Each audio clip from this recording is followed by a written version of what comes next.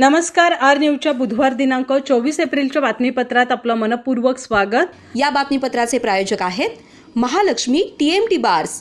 नाते अविरत जुळते आणि प्रत्येकाच्या मनातील चव जपणारे महालक्ष्मी सुरेश मसाले. आजच्या बातमीपत्रात प्रथम पाहूयात गल्लीपासून ते दिल्लीपर्यंतच्या ताज्या घडामोडींचा धावता आढावा आणि स्थानिक बातम्यांमध्ये पाहूयात देशाची अर्थव्यवस्था भक्कम करण्यासाठी पंतप्रधान नरेंद्र मोदींना पुन्हा संधी देणं गरजेचं. पालकमंत्री नामदार हसन मुश्रीफ यांचं प्रतिपादन. गडिंग्लज तालुक्यातील बसरगे इथं झाली मंडलिक यांची प्रचार सभा. खासदार धनंजय महाडिक, आमदार राजेश पाटील आदींची प्रमुख उपस्थिती.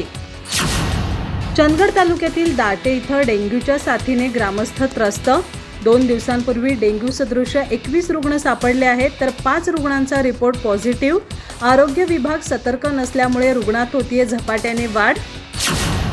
गडिंग्लज इथं संत बाळूमामा आणि श्री हाल सिद्धनाथ देवाच्या भंडारा महोत्सवाचं नियोजन.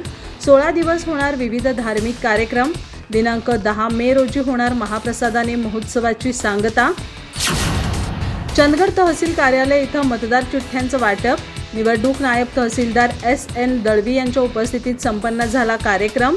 दिनांक 30 एप्रिल ते 3 मे पर्यंत दिव्यांग आणि 85 पेक्षा जास्त वय असणारे मतदार घरातूनच करणार मतदान. विद्यार्थ्यांनी अभ्यासात सातत्य ठेवून स्पर्धा परीक्षेतून यशस्वी होणं आवश्यक आहे. IAS वृषाली कांबळे हिचं प्रतिपादन. शिवराज महाविद्यालयात झाला UPSCतील यशाबद्दल सत्कार.